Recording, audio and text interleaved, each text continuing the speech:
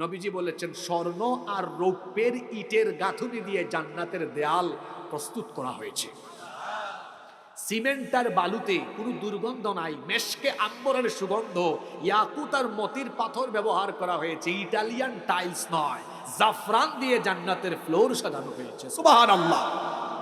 আল্লাহর নবী বলেছেন, কত আল্লাহর নবী বলেছেন, জান্নাতি সর্বনিম্ন জান্নাতির জান্নাত, এত বড় জান্নাত, দরজার দুই পাল্লার মাঝখানের প্রশস্ততা ব্যাপকতা হবে সৌদি আরবের মক্কা সিটি থেকে বাহরাইনের হাজার সিটি। গুগল ম্যাপ সার্চ করে দেখেন, গুগল ম্যাপের ডিস্টেন্স হলো 1200 কিলোমিটারের বেশি। তার মানে জান্নাতের এক দরজা থেকে আরেক দরজার মাঝখানের এই প্রশস্ততা হলো 1200 কিলোমিটার ব্যাপকতার সমান। আরো আসতে বলেন সুবহানাল্লাহ। এই জান্নাতে বান্দা ঢুকবে। জান্নাতের বিল্ডিং গুলা তার জন্য কেমন? আমাদের ঢাকা শহরের বিল্ডিং যেমন, তাই তো? কেমন? আল্লাহর নবী বলেছেন লিবনাতুম মিন যাহাবিন ওয়া লিবনাতুম মিন ফিদ্দাহ ওয়া মালাতুহাল মিসকুল আযফার ওয়া হাসবাউহাল লু'লু'ু ওয়াল ইয়াকুত ওয়া তুরবাতুহাজ জাফরান। নবীজি বলেছেন স্বর্ণ আর রৌপ্যের ইটের গাঁথুনি দিয়ে জান্নাতের দেয়াল প্রস্তুত করা হয়েছে। সিমেন্ট আর বালুতে কোনো দুর্গন্ধ নাই, মেশকে আম্বরের সুগন্ধ, ইয়াকুত আর মতির পাথর ব্যবহার করা হয়েছে, ইটালিয়ান টাইলস নয়, জাফরান দিয়ে জান্নাতের ফ্লোর সাজানো হয়েছে। সুবহানাল্লাহ। ফার্নিচার আসবাবপত্র কেমন? মানুষের কল্পনার চাইতেও সুন্দর, স্বর্ণরৌপ্য খচিত। শুধু তাই নয়, জান্নাতীরা জান্নাতে যাবে সবুজ সবুজ আসনে, সুউচ্চ আসনে হেলান দিয়ে জান্নাত অবলোকন করবে, ঝর্ণার কলকল ধ্বনি শুনবে।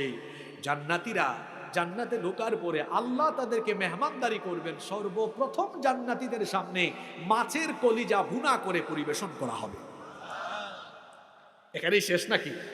তারপরে চিকেন আছে, মাটন আছে, বারবিকিউ আছে, ফিশ আছে, সেখানে বারবিকিউ ডিনার পার্টি পর্যন্ত হবে, সব আছে। এমনকি ওয়ালাহমিন তাইরিম মিম্মা ইয়াশতাহুন, বান্দা যে ধরনের পাখির গোশত চাইবে সেরকমের পাখির গোশতও থাকবে। সুবহানাল্লাহ। রেস্টুরেন্টে ঢুকেন, অর্ডার করেন, অর্ডার করলে খাবার কি সাথে সাথে আসে না কিছু দেরি হয়? আল্লাহ বলছেন জান্নাতি জান্নাতে যেটা খেতে চাইবে চাওয়া মাত্রই তার সামনে রেডি হয়ে চলে আসবে। জান্নাতে জান্নাতি কত আনন্দে। বাজার আছে, মিলনায়তন আছে। মিলনায়তন বললে তো এখন ইয়াং জেনারেশন বুঝে না, অর্থাৎ তার জন্য সেখানে ওই যে কি বলে এটাকে আমরা কি বলি, অডিটোরিয়াম, বা সেখানে তার বিনোদনের জন্য আলাদা বিনোদনের ব্যবস্থাও থাকবে। এক একজন জান্নাতি, সর্বনিম্ন জান্নাতির জন্য আল্লাহ 80,000 খাদেম রেখে দিবেন। সুবহানাল্লাহ। কত হাজার? আপনারা খুশি না বেজার? তারপরে জান্নাতীদের জন্য হরেক রকমের ড্রিঙ্কস, সেখানে আছে মদ। হুজুর কি করেন? এটা মদ তো হারাম, দুনিয়ার এটা তো পচা, এটা পচা জিনিস দিয়ে বানানো, এটা সেবন করলে ফিজিক্যাল এনার্জি লস হয়, এমনকি সেন্সলেস হয়, বউকে মা ডাকে, ও চিনে না কোনটা কে। আর জান্নাতেরটা কেমন? লা ফিহা গাউলুন ওয়ালা হুম ইউনজাফুন। আল্লাহ বলেছেন সেন্সলেস হবে না, মেধা বিলুপ্ত হবে না, খাইলে শুধু এনার্জি বাড়বে। সুবহানাল্লাহ।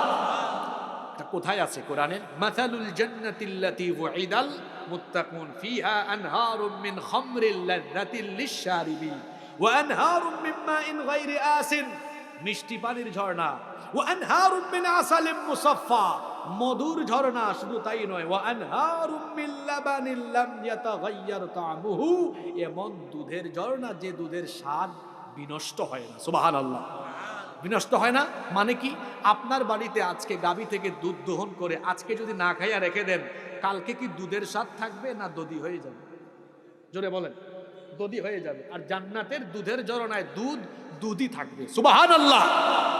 আর কি আছে? আল্লাহ বলছেন কি রে বান্দা, জানিস নাকি তোর জন্য সেখানে আমি হুর রেখেছি। ওয়া যাওয়াজনাহুম বিহুরিন আইন, এদের চোখের দিকে তাকালেই তুই প্রেমে পড়ে যাবি, কারণ তাদের চক্ষু এমন সুনয়না, সুশ্রী, সুহাসিনী, সুকেশিনী, সুভাষিনী, সুস্নিগ্ধা, এক একজন হুর, তুমি তার সুগন্ধে পাগল হয়ে যাবে, তুমি তার চোখের দিকে তাকালে প্রেমে হাবুডুবু খাবে। আল্লাহু আকবার। এমন শুনয় না, ডাগর ডাগর চক্ষু বিশিষ্ট যুবকরা হাসতেছে, যুবকরা হাসতেছে। এরকম রোমান্টিক কথাই তো আল্লাহ বলেছেন। আলেমরা আছেন, হুরিন আইন, হুরিন আইন মানে কি? হুরিন আইন শুনয় না, যাদের চক্ষু দেখতেই সুন্দর, চোখের দিকে তাকালেই কাম হয়েছে। তারপরে কি? লাম ইয়াতমিথুন্না ইনসুন ক্বাবলাহুম ওয়ালা জান। টাঙ্গাইলের জরিনা সকিনার দিকে কত মানুষ তাকায়, আল্লাহ বলছেন শোন, তোর জন্য কেমন টাটকা টাটকা হুর রেখেছি, এদেরকে কোনো জিন বা মানুষ কোনোদিন স্পর্শ করে নাই, এমন ইনট্যাক্ট হুর আমি আল্লাহ তোর জন্য রেখেছি। সুবহানাল্লাহ। এদের সৌন্দর্য কেমন? আল্লাহ নবী বলেছেন একজন হুর যদি দুনিয়ার আসমানে এসে একবার উকি মারার সুযোগ পেত, আল্লাহ তাকে আদেশ দিতেন তাদের সৌন্দর্যে সূর্যের আলো পর্যন্ত ম্লান হয়ে যেত। এরা যদি তাদের আঁচল একটু নাড়া মারত দুনিয়ার আসমানে এসে, এরকম একটু নাড়া মারত, একটু হালকা করে, আল্লাহ নবী বলেছেন দুনিয়ার পূর্ব থেকে পশ্চিম পর্যন্ত মেশকের সুগন্ধিতে ভরে যেত। সুবহানাল্লাহ।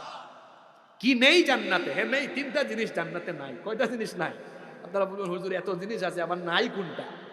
এক নাম্বার, জান্নাতে কোনো গ্যাস্ট্রিক নাই, আলসার নাই, ক্যান্সার নাই, পেটে ব্যথা, মাথা ব্যথা, কোনো ধরনের রোগ বালাই। দুই নাম্বার, জান্নাতে কোনো বুড়া হওয়ার সুযোগ। এই যে আমার চাচা দাদা চুলদারি পেকে গিয়েছে, আল্লাহ আপনাদেরকে জান্নাতে দেওয়ার সময় 30 বছরের যৌবন দিয়ে জান্নাতে ঢোকায় দিবেন। সুবহানাল্লাহ। আরেকটা জিনিস জান্নাতে নাই, তিন, কোন মৃত্যু, কোন মৃত্যু, কোন মৃত্যু সেখানে। লা ইয়াযুকুনা ফিহাল মাউতা, লা ইয়াযুকুনা ফিহা ইল্লাল মাউতাতাল উলা। দুনিয়ার মতো মৃত্যু আর সেখানে হবে। এই রকম নিয়ামত কাদের জন্য? কাদের জন্য? এই সূরা আল্লাহ বলছেন ইন্নাল আবরারা লাফি নাঈম। এই নিয়ামত হলো শুধু নেককারের জন্য। জোরে বলেন কার জন্য?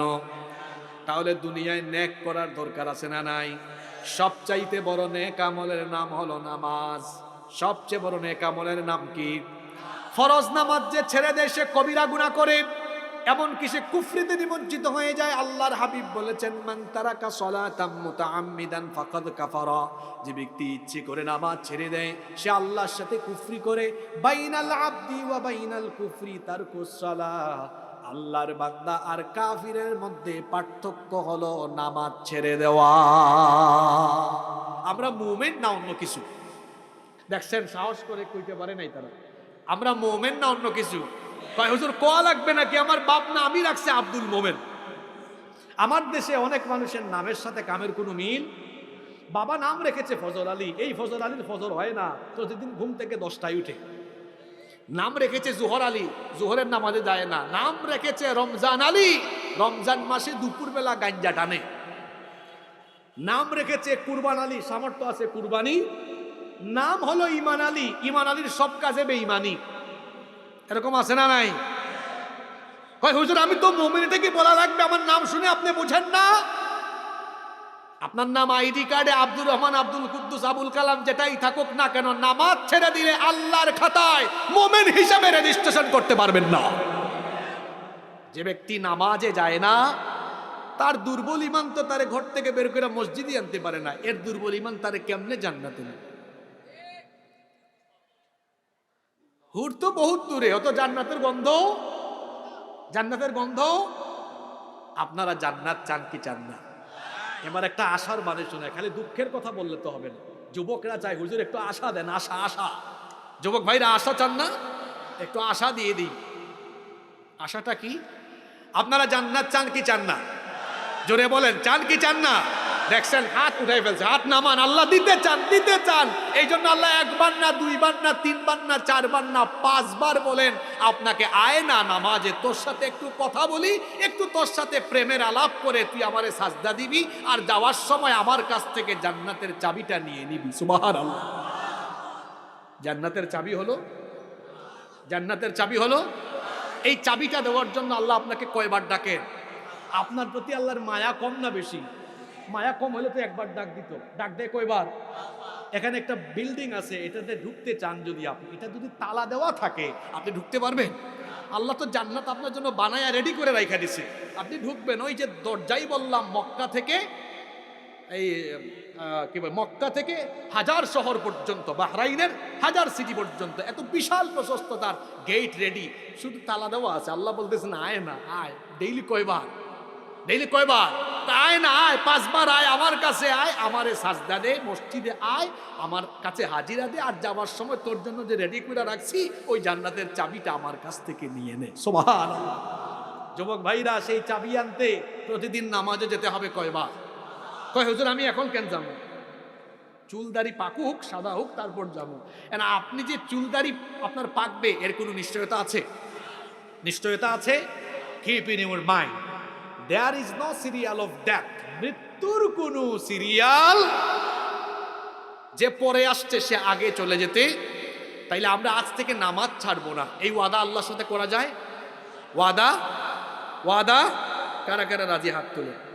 ইমাম সাহেব হুজুর আপনি দেখা রাখেন, বলেন আল্লাহ আমাদেরকে কবুল করেন। হাত তুলো না মা। তাইলে আল্লাহ জান্নাতের নিয়ামত রেখেছেন কাদের জন্য? নেককারদের জন্য। আমি বলছিলাম বিচারের দিনে ভাগ হবে কয়টা? দল হবে কয়টা?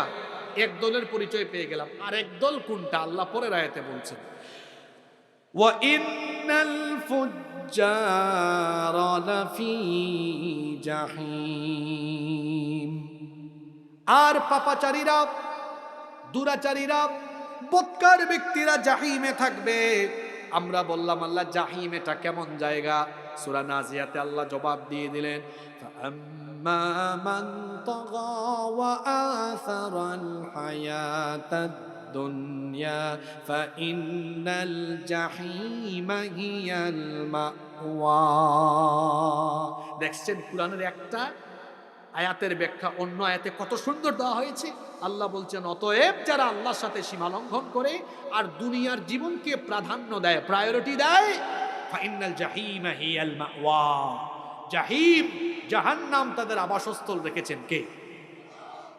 তাহলে এই দুনিয়ায় কোনো ধরনের বদ কাজ, পাপের কাজ করা যাবে না। আমাদের জন্য দুনিয়াটা বড় নয়। আল্লাহ বলছেন বাল তুফিরুনাল হায়াতাদ দুনিয়া ওয়াল আখিরাতু খায়রুন ওয়া আবকা। তোমরা দুনিয়ার জীবনকে প্রাধান্য দাও, তো আখিরাত হলো তোমাদের জন্য উত্তম বাসস্থল। সেই আখিরাতের জন্য এই দুনিয়াকে তোমরা আমার পথে কাজে লাগাও। এই যে কিয়ামতের দিন ভাগ হয়ে যাবে কয়টা?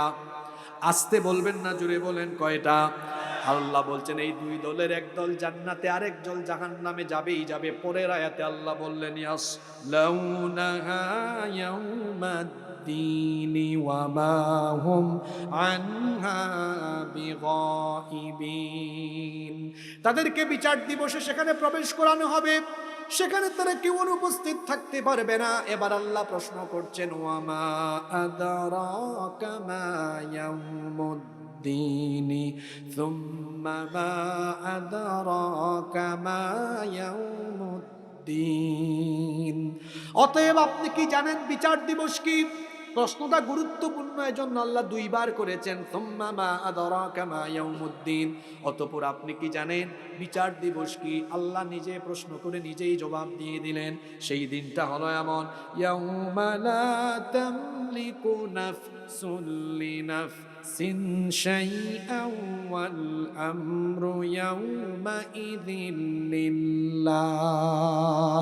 সেই দিন কেউ কারোর জন্য কোনো কিছু করার ক্ষমতা রাখবে না। সেই দিন অথরিটি, সভরেন্টি, ক্ষমতা একমাত্র যার হাতে থাকবে তিনি কে? আল মুলকু ইয়াউমা ইযিনিল হাক্কু লিররাহমানি ওয়া কানা ইয়াউমান আলাল কাফিরিনা আসীরা। সেই দিন কর্তৃত্ব, ক্ষমতা একমাত্র রহমানের হাতে থাকবে, আর কাফিরদের জন্য সেই দিনটা হবে বড় কঠিন।